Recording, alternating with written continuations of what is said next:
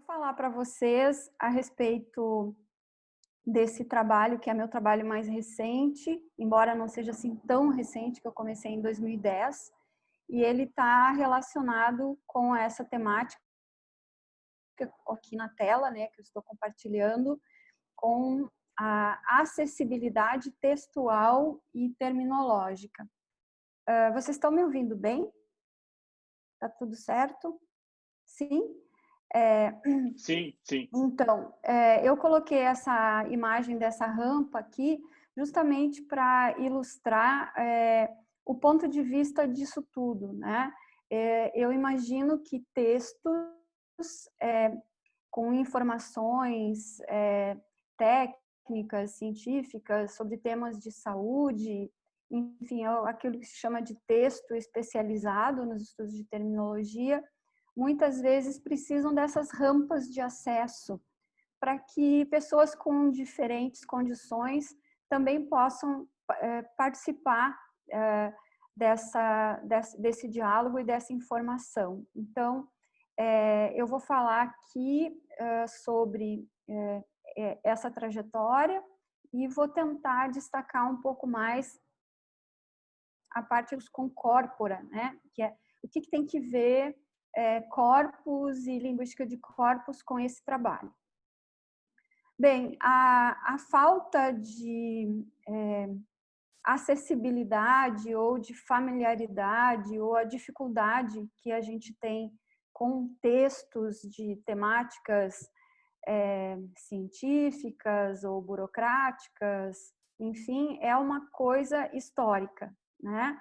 Não é de hoje que a gente tem essas dificuldades. Então, de alguma maneira, a gente está tentando buscar uma alternativa para ajudar a diminuir um problema que não é óbvio, né, que a nossa contribuição acaba sempre sendo bastante modesta em função de que o problema da falta de acesso à informação por N motivos é realmente muito grande e muito antigo.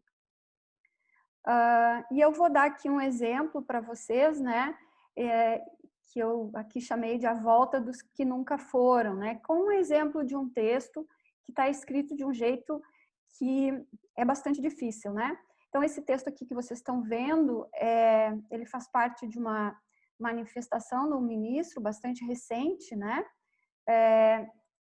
E aqui eu queria destacar para vocês que a gente tem uma frase só, que parece ser assim um hábito de uma doutoranda, que é a Esther Mota, que está fazendo uma tese só sobre as condições das sentenças dos chamados tribunais de pequenas causas, que deveriam ser de fácil entendimento, né? Mas, enfim, eu queria só, assim, eu escolhi a palavra que está aqui, né? Que é o contumelioso, né? Mas é um texto que está cheio de palavras difíceis, aleivosia, perpetrada, consubstanciada, enfim, é só um entre vários, né, elementos aqui nesse texto. Bem, supondo que eu quisesse saber o que quer dizer contumelioso, né, o que eu vou fazer? Eu vou no dicionário e vou tentar quem poderá me ajudar a entender um pouco isso que está escrito aqui. Então, na nossa área, na área de estudos do léxico, a gente também faz dicionários do tipo comum, mas também dicionários técnicos e científicos, que são os chamados dicionários terminológicos. Mas só aqui para ilustrar para vocês, né?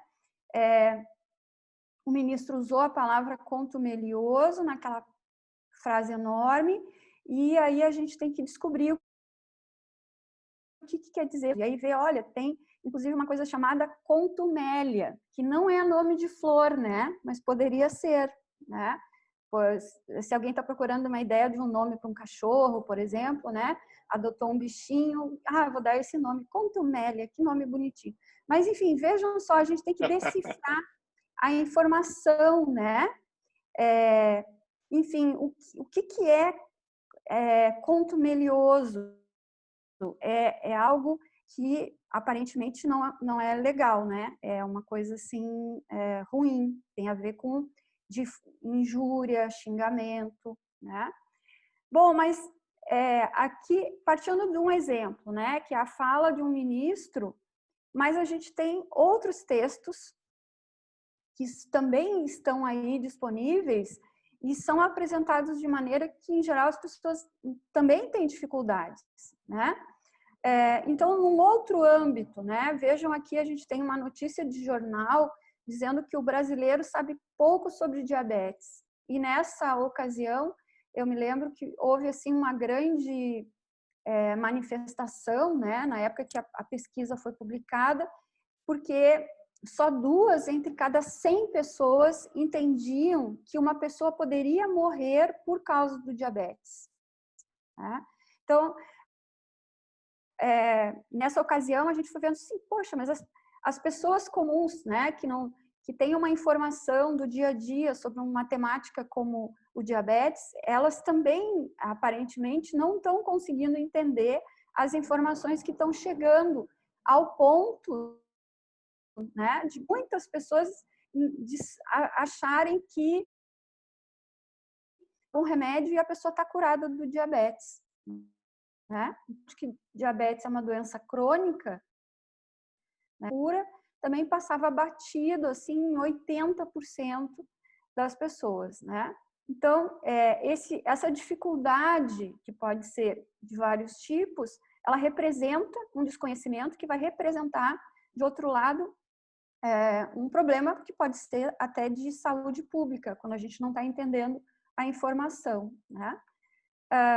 E aí, então, na ocasião, a gente foi atrás do material do Ministério da Saúde sobre diabetes e era um pouco meio contumelioso também, assim, né? Porque a informação que era oferecida é que é uma síndrome metabólica de origem múltipla, conforme vocês estão vendo aqui. Então, isso também não é fácil, certo?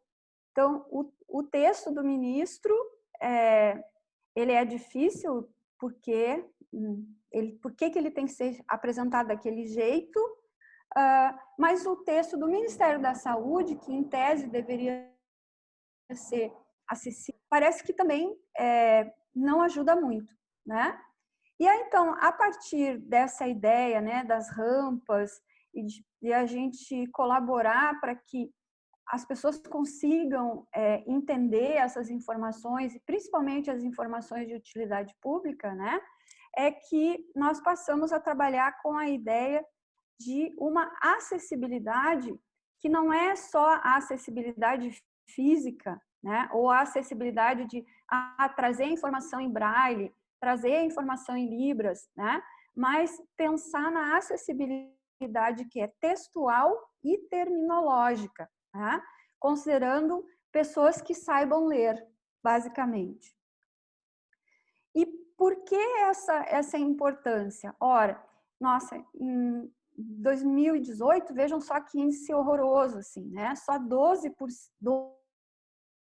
entre cada pessoas que foram entrevistadas nessa pesquisa demonstraram que eram proficientes em leitura, quer dizer, elas tinham um letramento adequado, 12 entre cada 100, né?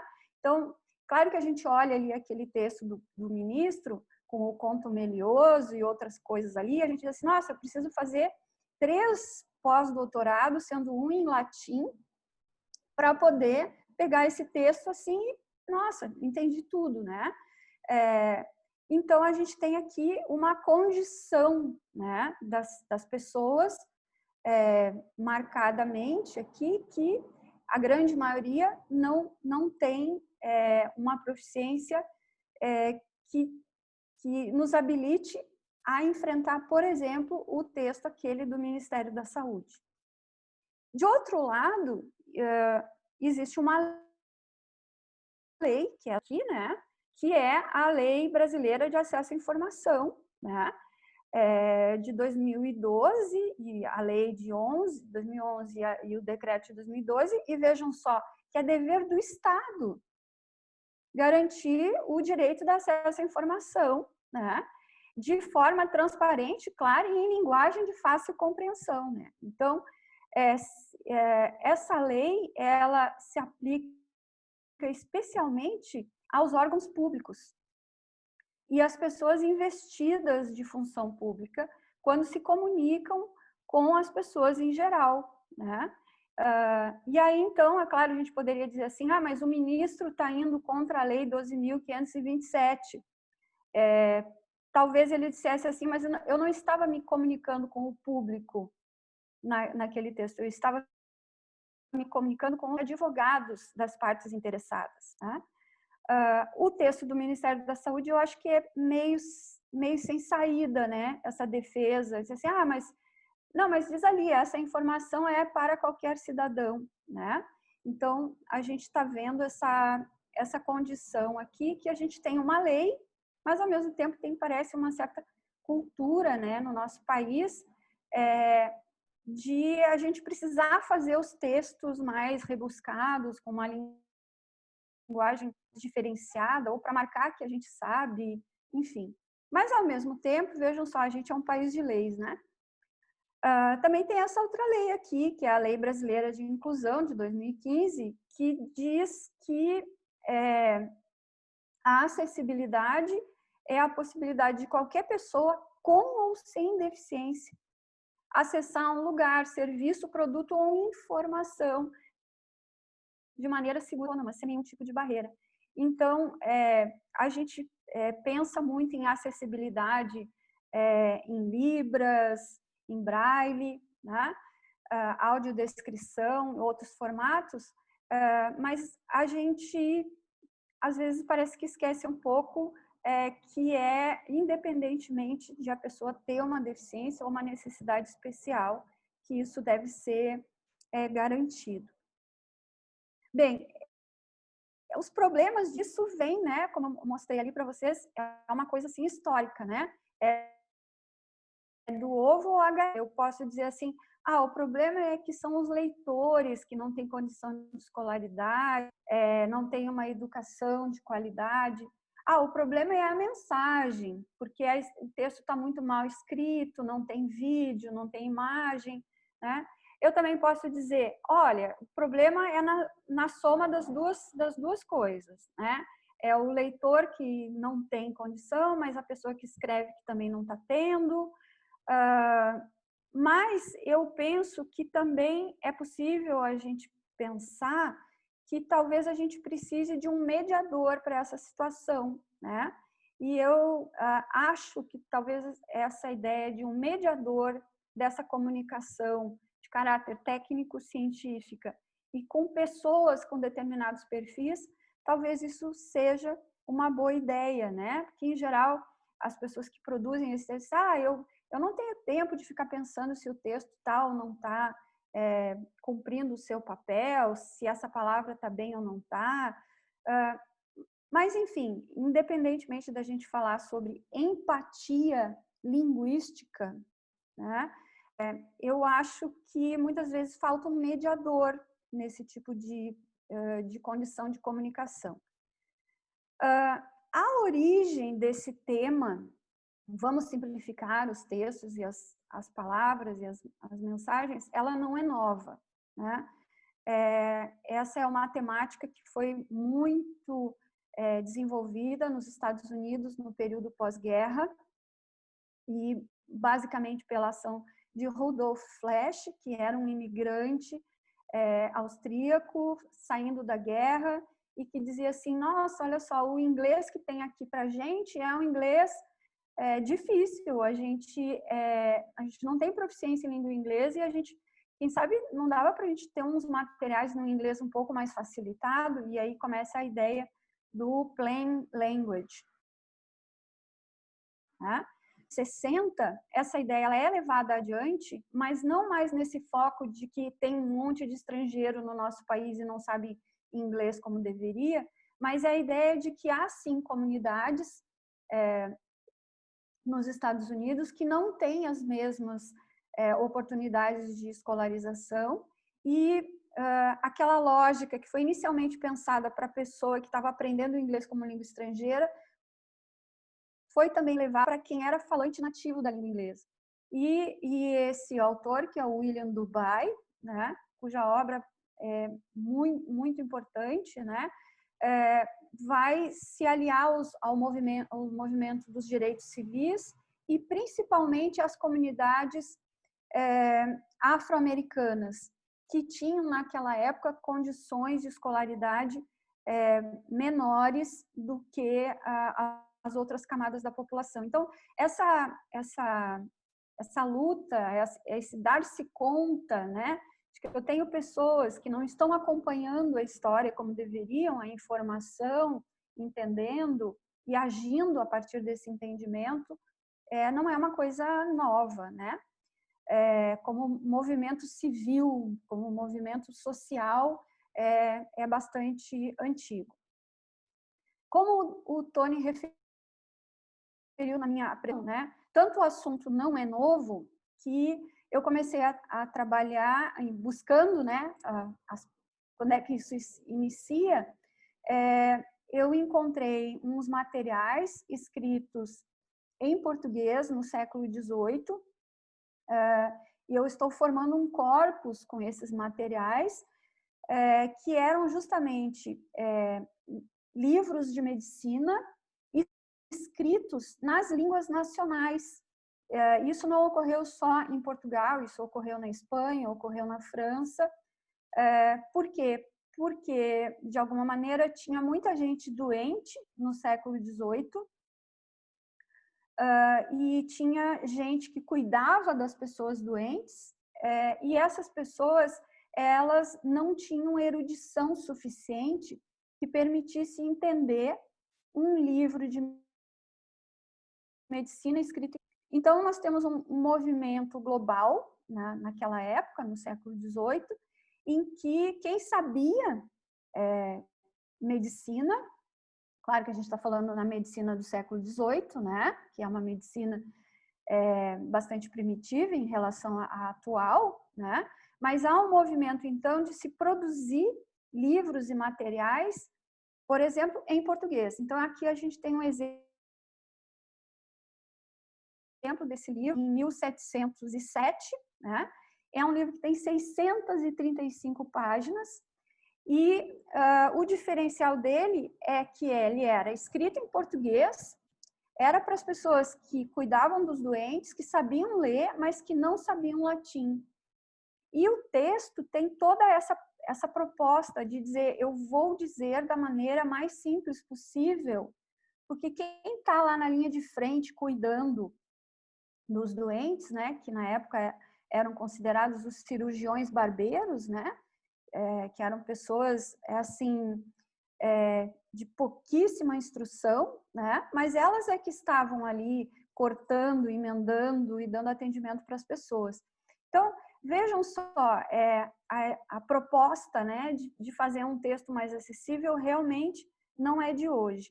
E a gente está formando um corpus com toda a obra desse médico alentejano, João Curvo Semedo, um corpus histórico, né? E é bastante trabalhoso constituir esse corpus. Eu não vou detalhar aqui, se vocês tiverem curiosidade, vocês podem ver as folhas do livro original, a transcrição do que está escrito ali, e ele conta, assim, como é que ele fazia para acudir as pessoas que estavam doentes, né? O que dava certo, o que não dava certo. É muito legal porque ele conta o nome das pessoas, onde elas moravam, o que elas tinham, porque pouca gente sabia ler, né? Então as pessoas não tinham medo que isso caísse na boca do povo. Então há casos assim de padres com sérios problemas de doenças sexualmente transmissíveis, ele atendendo partos da Madre Teresa lá dentro do convento, ela parindo,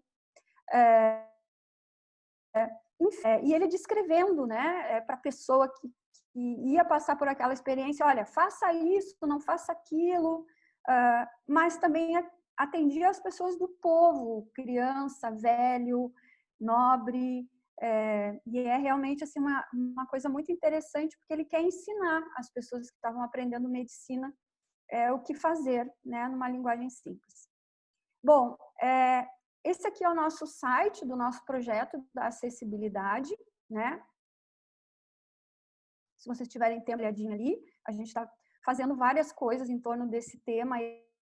Eu tenho trabalhado nesse tema desde 2010. E a nossa preocupação, então, é coleta, descrição, análise de materiais, e a gente está trabalhando bastante com corpora, né, que servem para várias coisas. Aqui na sequência vou mostrar para vocês. E nós temos um produto em destaque, que eu vou mostrar aqui para vocês, que é uma ferramenta que ajuda as pessoas a simplificar seus textos. E cursos, várias coisas. Então, convido vocês a conhecer o nosso site, que tem ali vários materiais. E, recentemente, a gente está trabalhando também com a temática de Libras, também com materiais voltados para público infanto-juvenil, de escolas públicas, e, como já referi, né, uma tese de doutorado sendo feita sobre os padrões das sentenças dos tribunais de pequenas causas, né, que deveriam ser simples, porque nesses tribunais a gente vai sem advogado, né? Então, todo aquele juridiquês, em tese, não deveria nos atrapalhar ali, né, porque a gente pode ir sem advogado. Bom, mas é bastante coisa, então vale a pena dar uma olhada panorâmica, né? Bom, recentemente, né, a gente recebeu um prêmio muito bacana, que é, para mim, assim, um reconhecimento dessa trajetória em torno da nossa ideia de ter uma ferramenta simplificadora, né? E isso dentro de uma pesquisa de doutorado da Liana, sou eu, pessoa de Vieira, da área de computação, alguns talvez já... E a Liana, que está aqui, né, que é a doutoranda que está trabalhando de o que é letramento em saúde no nosso país, né? E a partir desse prêmio, então, a gente trabalhar mais na ideia da ferramenta e como que ela deve ser feita. Então, para vocês terem uma ideia, vocês têm só um protótipo bem inicial lá no site da ferramenta. A gente, na verdade, está produzindo uma nova versão dela. Só quero explicar para vocês o que é. Eu tenho um texto sobre um tema X. No caso, o único tema que a gente tem agora é doença de Parkinson. Tá? A pessoa pega um texto, ela cola ali naquela caixinha e ela recebe uma sugestão de simplificação. E ela escolheu previamente qual é o tipo de leitor para qual esse texto que ela está fazendo vai. Então, ela escolhe o tema e o tipo de leitor. E aí o sistema dá para ela sugestões. Não é uma ferramenta que faz a simplificação automaticamente, mas ela mostra para a pessoa pontos que podem ser difíceis. Então, em verde, a gente tem ali doença degenerativa, a gente sugere... Quem sabe use, é um tipo de doença em que a condição da pessoa vai piorando aos poucos, em vez de doença degenerativa, né? E a gente vai oferecer alternativas. Vejam ali, mal de Parkinson, e a gente diz, olha, esse é um nome a ser evitado, porque pode causar preconceito ou discriminação, mas, ao mesmo tempo, tem as palavras comuns, que não são termos técnicos, que também a gente sugere alterações para a pessoa. Então, a pessoa edita, como está feito aqui, ela exporta esse material e aí, então, ela, por sua conta, finaliza o texto. Como essa parte da ferramenta só trabalha com vocabulário, e a gente sabe, né, pelo estudo e por iniciativas anteriores, como, por exemplo, a ferramenta Simplifica, da professora Sandra Luizio, lá do NIUC São Carlos, né? Que são 2 eixos da simplificação, a simplificação lexical e a simplificação sintática. Como a nossa ferramenta não oferece, a gente não chegou nesse nível de oferecer sugestões na sintaxe, a gente oferece uma parte que chama coleção de frases, e que a gente dá exemplos sobre como é que um texto bem difícil, como aquele do Conto Melioso, pode ir sendo trabalhado aos poucos até chegar numa versão mais civilizada. A nossa ferramenta, ela tem essa lógica aqui, né? Esse funcionamento, como eu disse para vocês, está em obras, né? Então, eu tenho lá o navegador, o servidor, o usuário envia o texto, aí esse texto ele é etiquetado, né? O texto que a pessoa coloca ali para dentro, aí depois esse texto é comparado com outras coisas, até que sai aquele resultado bonitinho ali em azul e verde na tela da pessoa, né? É que nem um carro, né? O carro, aliás, eu não gosto de carro, não dirijo, tenho problemas com carro. O carro é um negócio assim, que para mim eu enfio a chave e liga e ele anda, certo? O que tem ali dentro, se tem cilindro, se tem motor, se tem radiador, eu não tenho a mínima ideia. Então, eu estou tentando mostrar aqui para vocês o que está por baixo da nossa ferramenta, né? Então, uma das primeiras coisas tem um etiquetador,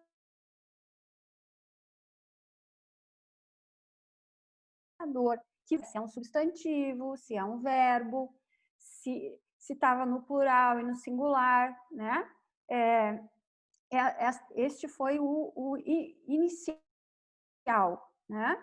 E o material que a pessoa coloca na ferramenta é batido com um corpus, que sobre ele eu vou falar mais adiante. A gente está em reformas nessa ferramenta, agora a gente está tentando fazer uma coisa um pouco diferente, porque a gente está usando Java além de PHP, né? Que para algumas pessoas não faz a mínima diferença, mas, enfim, a ideia é que dá menos erros. E a gente já apresentou uma avaliação sobre o que a ferramenta acerta, o que ela diz de bobagem, e a gente quer que seja uma ferramenta que realmente possa ajudar bastante o usuário, né? O que tem por baixo da nossa ferramenta, assim, qual é o combustível que faz o nosso carrinho andar, são listas de palavras, né?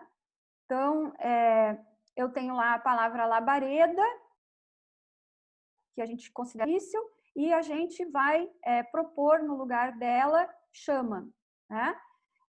Eu tenho laçada e eu tenho nó, né?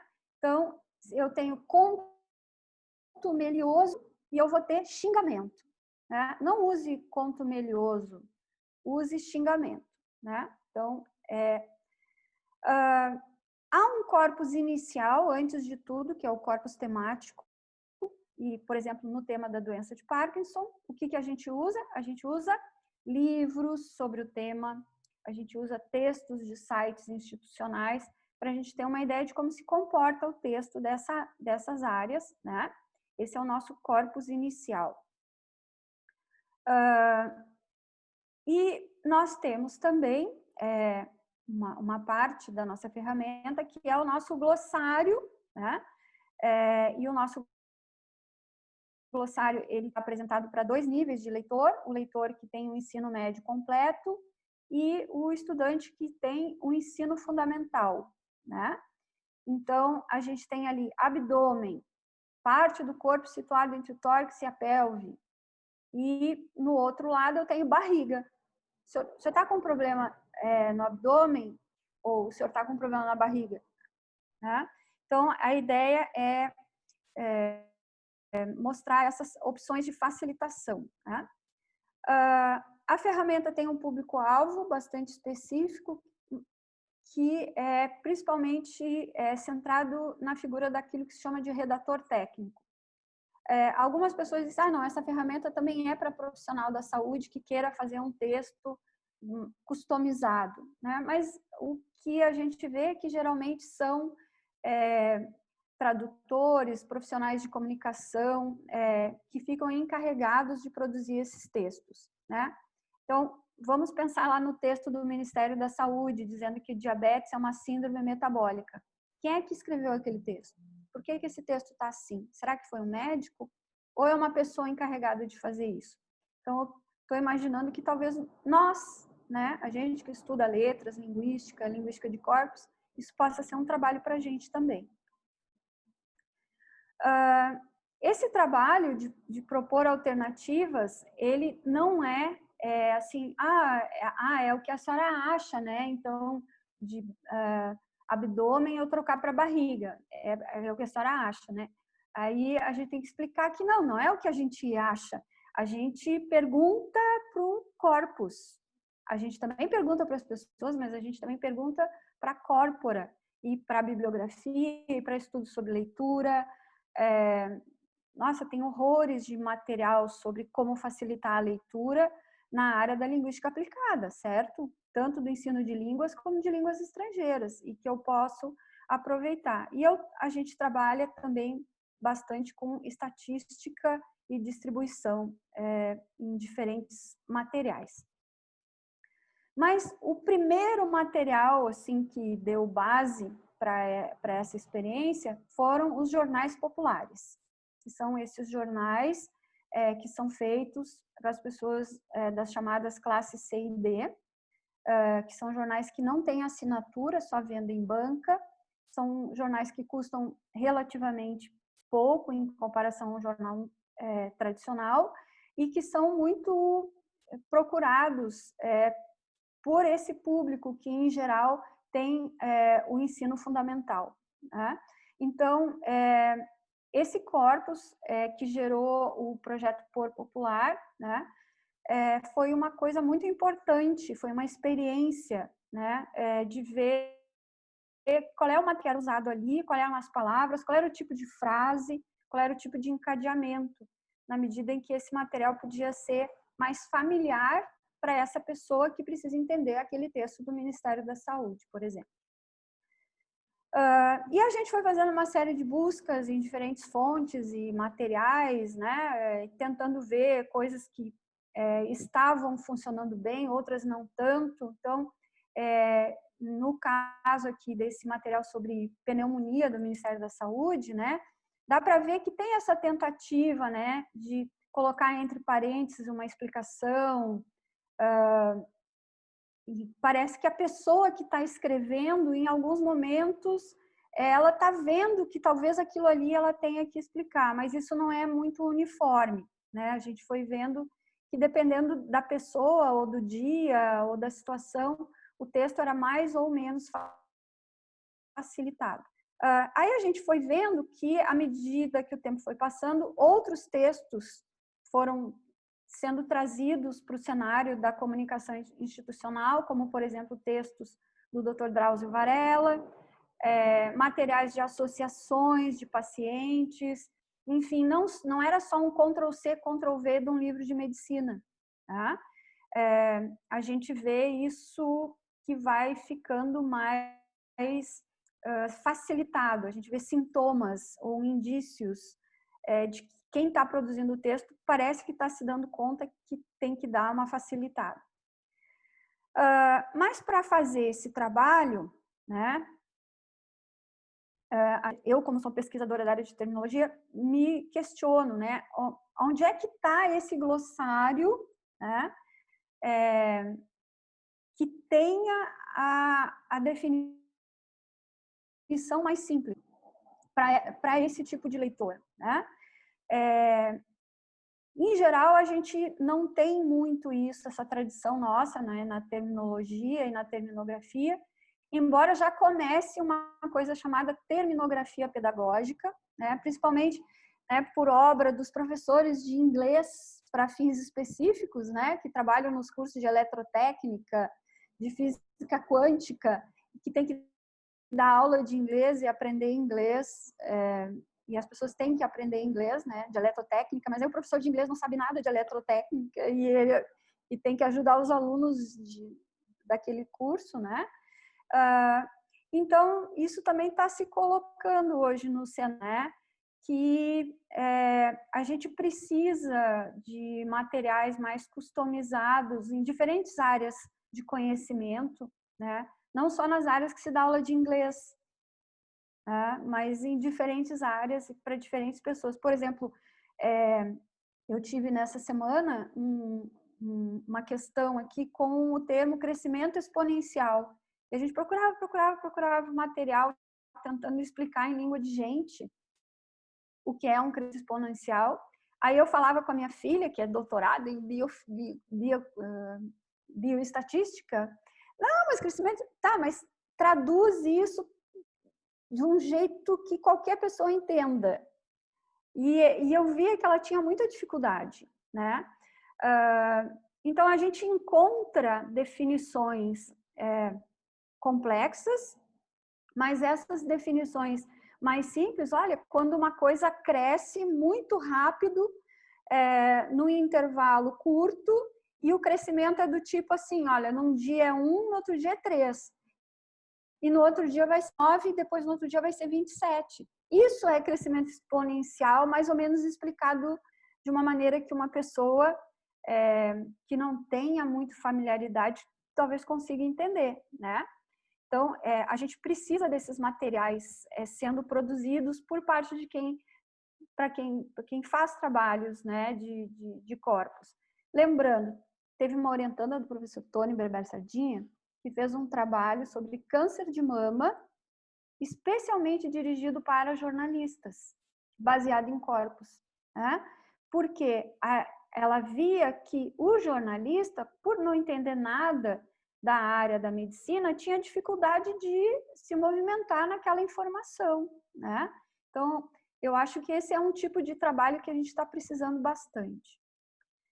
A gente trabalha, então, com essas ideias, né, de que tem uma coisa que é complexa, que precisa ser simplificada, e isso para quê? Para a gente contribuir para essa acessibilidade textual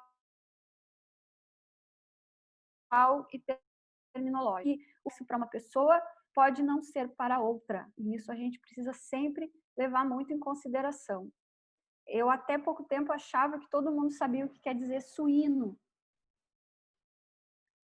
E meu Deus, as pessoas não sabem que suíno quer dizer de porco, né?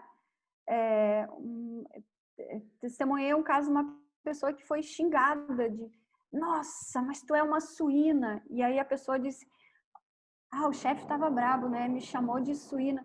Mas assim, ó, só que ó, caiu um clips. Pode me explicar do que ele estava me xingando, que eu não entendi muito bem?